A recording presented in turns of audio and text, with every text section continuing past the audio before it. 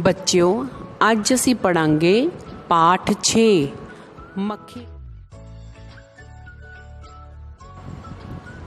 अपने जीवन विच वड्डे वड्डे काम करदियां कई वार निक्कियां निक्कियां ध्यान देण योग गल्लां वल साडा ध्यान ही नहीं जांदा अते जदों ध्यान जांदा है तां बहुत देर हो चुकी हुंदी।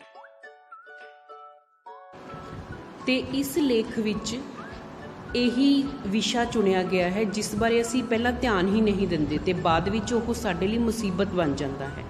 ते इस लेख दे विच अध्यापक बच्चियां नूं मक्खियां बारे जानकारी दिंदे हन। तां आओ पाठ पढ़दे हां।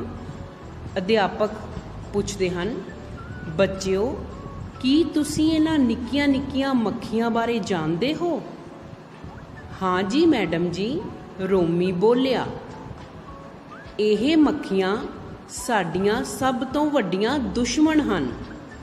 ਤਾਂ ਅਧਿਆਪਕ ਦੇ ਪੁੱਛਣ 'ਤੇ ਰੋਮੀ ਜਵਾਬ ਦਿੰਦਾ ਹੈ ਕਿ ਹਾਂਜੀ ਅਸੀਂ ਤਾਂ ਮੱਖੀਆਂ ਨੂੰ ਜਾਣਦੇ ਹਾਂ, ਅਸੀਂ ਇਹਨਾਂ ਨੂੰ ਦੇਖਿਆ ਹੈ, ਆਪਣੇ ਘਰ ਦੇ ਵਿੱਚ ਵੀ ਉੱਡਦਿਆਂ ਅਤੇ ਬਾਹਰ ਵੀ ਉੱਡਦਿਆਂ ਦੇਖਿਆ ਹੈ, ਪਰ ਇਹ ਸਾਡੀਆਂ ਸਭ ਤੋਂ ਵੱਡੀਆਂ ਦੁਸ਼ਮਣ ਹਨ, ਯਾਨੀ ਕਿ ਵੈਰੀ ਹਨ, ਕਿਉਂਕਿ ਉਹ ਸਾਡਾ ਨੁਕਸਾਨ ਕਰਦੀਆਂ ਹਨ। ਤਾਂ ਅਧਿਆਪਕ ਅੱਗੋਂ ਸਮਝਾਉਂਦੇ ਹਨ, ਮੱਖੀਆਂ ਦੀ ਮਨ ਭਾਉਂਦੀ ਜਗ੍ਹਾ गंदगी है।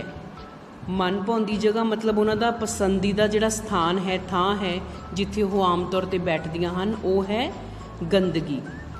तुसी घर दे बाहर घरां विच जिथे किते भी गंदगी वेखोगे उत्थे ही तुहानूं मक्खियां दा डेरा जरूर नज़र आवेगा। ते अध्यापक उन्होंने दसदे ने कि जिथे भी गंदगी होएगी तुहानूं उत्थे मक्खियां दा झुंड आराम नाल दिख जावेगा। मुसीबत तां उदों हुंदी है जदों यह मक्खियां गंद दे ढेर तो उड़ के साडियां खाण पीण वालियां चीज़ां ते बैठ जांदियां हन। तां अध्यापक समझाते हैं कि समस्या तां उदों उत्पन्न हुंदी है जदों यह मक्खियां गंदगी दे उत्तों बैठ के साडे आके बाद विच भोजन दे उत्ते बैठ जांदियां हन ते सारी जिहड़ी गंदगी है वो साडे भोजन ते लै आउंदियां हन अते कीटाणु भी लै आउंदियां हन। ते इंज यह मक्खियां साडे खाने नूं गंदा कर दिंदियां ने, क्योंकि इन्हां दे पैरां नाल लगे कीटाणु साडे खाने राहीं साडे पेट विच पुज जांदे हन अते असीं बीमार हो जांदे हां। ਤਾਂ ਅਧਿਆਪਕ ਉਹਨਾਂ ਨੂੰ ਦੱਸਦੇ ਨੇ ਕਿ ਜਿਹੜੇ ਇਹਨਾਂ ਦੇ ਪੈਰਾਂ ਦੇ ਨਾਲ ਗੰਦਗੀ 'ਤੇ ਬੈਠਣ ਨਾਲ ਕੀਟਾਣੂ ਚਿਪਕ ਜਾਂਦੇ ਨੇ ਅਤੇ ਜਦੋਂ ਆ ਕੇ ਇਹ ਸਾਡੇ ਖਾਣੇ 'ਤੇ ਬੈਠਦੀਆਂ ਨੇ ਅਤੇ ਉਹ ਸਾਡੇ ਖਾਣੇ 'ਤੇ ਚਿਪਕ ਜਾਂਦੇ ਨੇ ਅਤੇ ਉਹੀ ਅਸੀਂ ਖਾ ਲੈਂਦੇ ਹਾਂ ਅਤੇ ਸਾਡੇ ਪੇਟ ਵਿੱਚ ਜਾ ਕੇ ਉਹ ਸਾਨੂੰ ਬਿਮਾਰ ਕਰ ਦਿੰਦੇ ਨੇ, ਇਨਫੈਕਸ਼ਨ ਕਰ ਦਿੰਦੇ ਨੇ। ਅੱਗੇ ਪੜ੍ਹਦੇ ਹਾਂ। ਮੱਖੀਆਂ ਤੋਂ ਬਚਣ ਲਈ ਸਾਨੂੰ ਖਾਣ ਵਾਲੀਆਂ ਵਸਤੂਆਂ ਨੂੰ ਹਮੇਸ਼ਾ ਢੱਕ ਕੇ ਰੱਖਣਾ ਚਾਹੀਦਾ ਹੈ। ਬਾਜ਼ਾਰ ਵਿੱਚ ਵਿਕਦੀਆਂ ਖਾਣ ਪੀਣ ਵਾਲੀਆਂ ਨੰਗੀਆਂ ਚੀਜ਼ਾਂ ਸਾਨੂੰ ਨਹੀਂ ਖਾਣੀਆਂ ਚਾਹੀਦੀਆਂ।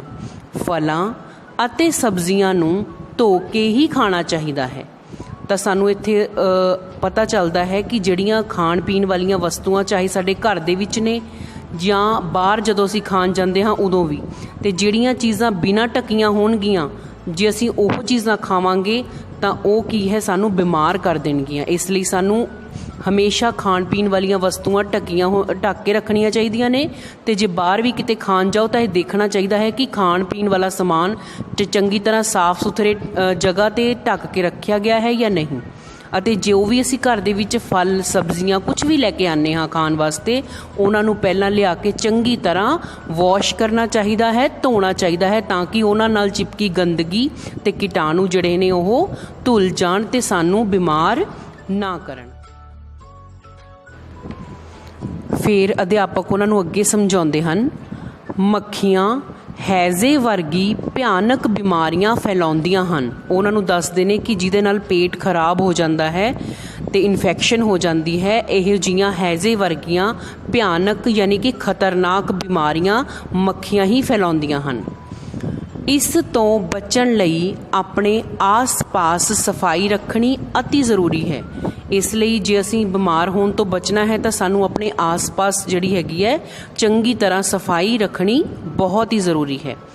ਬਰਸਾਤ ਦੇ ਮੌਸਮ ਵਿੱਚ ਘਰਾਂ ਦੇ ਬਾਹਰ DDT ਦਾ ਛਿੜਕਾਅ ਕਰਕੇ ਇਹਨਾਂ ਨਿੱਕੀਆਂ ਮੁਸੀਬਤਾਂ ਤੋਂ ਬਚਿਆ ਜਾ ਸਕਦਾ ਹੈ।